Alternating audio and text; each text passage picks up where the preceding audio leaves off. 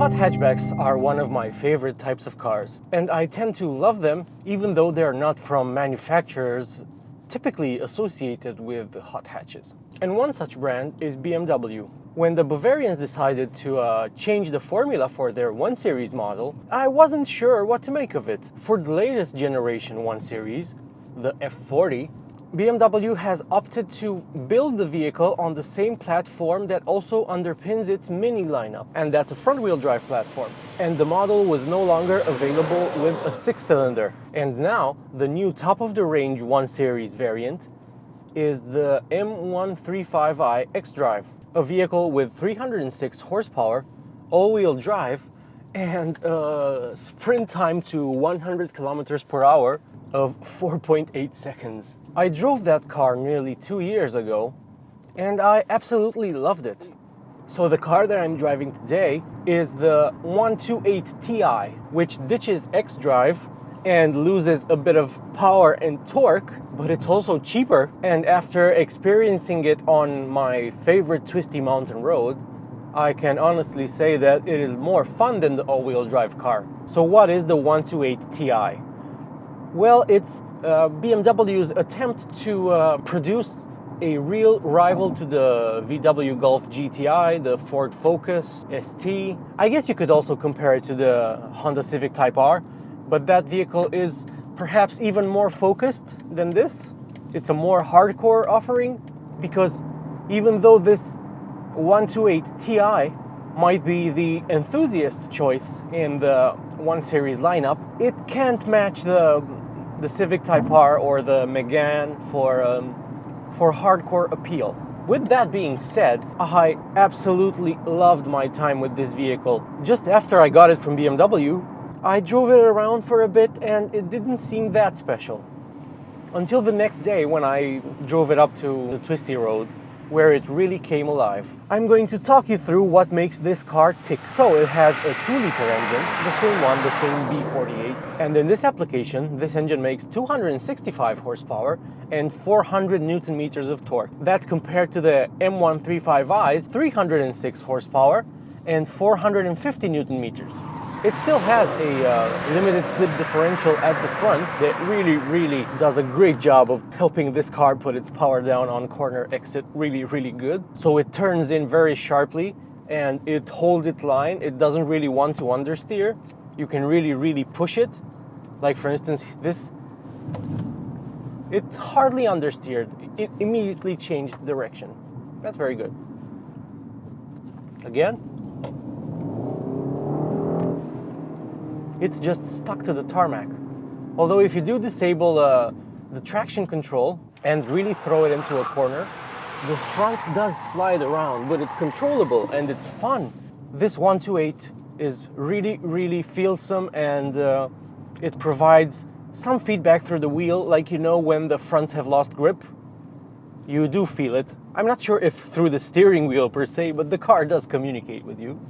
It's pretty good. And another thing that helps it corner is BMW's use of ESP. The car will brake the inside wheels during spirited cornering maneuvers in order to correct the car's trajectory and help it turn. This has a dramatic effect when you drive it quickly, because it makes the rear of the vehicle feel very light, and it makes the vehicle itself feel very tossable, and you can really adjust it on throttle, which is a very nice treat for a hot hatch with front wheel drive. The best ones are like this, to be honest.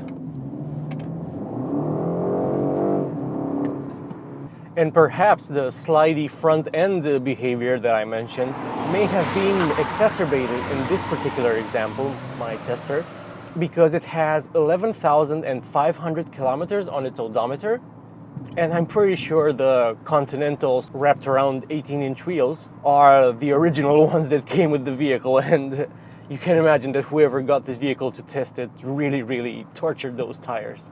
As did I. There's really not much tread left towards the sides, which means this car was thrown into corners quite vigorously. And I can understand why. What else would you do with it? In a straight line, it isn't necessarily the quickest, although it's very quick indeed.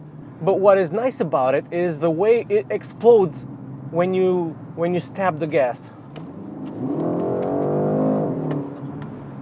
It is in part helped by the mild hybrid system, and the standard 8-speed gearbox does a great job of kicking down to give you access to all the power very quickly. It is not so willing to shift down when you're in manual mode at higher revs, but you get used to this and you stop asking for second when it doesn't want to give you second. I mainly drove it in manual mode when on the twisty road, and on a few instances I asked for second and it didn't give me second. So I had to tug on the paddle once, twice, or 3 times before this, while lowering my speed and the RPM in order to allow the car to shift down. In my book, the 128 TI standing for Turismo Internazionale, is easily the enthusiast choice in the 1 Series lineup. It is more rewarding to drive quickly than the all-wheel drive vehicle. And it is about 80 kilos lighter too, and you feel it. It's not much, but it's a whole passenger's worth of weight. So how has BMW opted to visually differentiate this model from the rest of the range?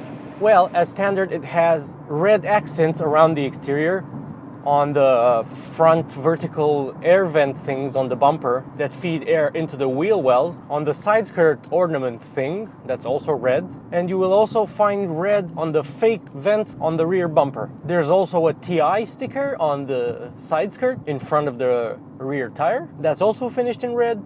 And if you get either a red or a blue car, all the elements that I just mentioned will be black. And you can have them in black, whichever color you choose, if you want your 128 to be more understated. But I think you shouldn't, because it's nice to differentiate it, because this is quite a special BMW. Inside, the only thing that tells you this is the TI model is the TI inscription on the armrest. It does come as standard with the special pair of front seats with some red accenting here. They're not leather. They are a textile material, but they're nice. And they are unique to the TI model. But this has some optional sport seats that are electric. The one for the driver even has a memory function. And they are quite nice as well. Not sure about the quality of the leather. I can't say it's the nicest feeling thing, but they look good. They hold you in corners. They have adjustable side bolsters. They are also comfortable. I drove the car yesterday for a few 100 kilometers and I was totally fine, although the G-forces that I subjected my body to became uncomfortable at one point. This really is a grippy car, as you'll see in the footage playing back in the background. The car also gets the sport steering wheel, as you would expect. This trim on the doors here is illuminated, and at night it looks very good. It has an illuminated pattern on it, like you used to only get on Minis, but now the 1 Series offers this feature as well. Standard dual zone climate control, although as standard the car does come with the smaller infotainment screen and only part digital gauge cluster. Another reason why you might consider the 128 Ti is price. It starts from 45,200 euros in Germany compared to the M135i xDrive, which starts at 52,350. And sure, I can understand why you would get the all-wheel drive car with more power, because it's more capable and you will be able to extract performance out of it in different weather conditions, in lower grip conditions too. But when you're on a twisty road and you are on it, this is unquestionably the better car of the two. For the keen driver, for the enthusiast who is looking for a thrill more so than the quickest 0 to 100 kilometers per hour time. And this doesn't stand a chance against that. It has less power and less traction. But as some independent reviewers have discovered, this vehicle actually dips below the 6.1 second to 100 kilometers per hour time that BMW claimed. Some have clocked it at 5.9 seconds using specialist timing gear, which I don't have. But trust me, it's not lacking for straight line acceleration. It's nice that this car has launch control. Left on the brake, right on the gas.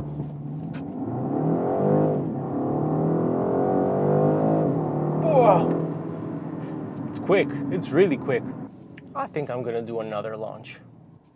Wait for the other car to come. Oh, it pulled into a driveway. Let's do it again. This time, can I shift gears manually? The launch control thing doesn't come on. Maybe I need to...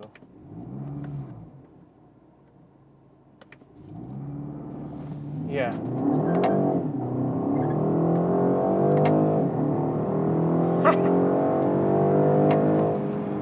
Woo! This thing is exciting. I like it. So forget your preconceived notions about front-wheel drive cars, front-wheel drive BMWs especially. The 128 Ti is very, very good.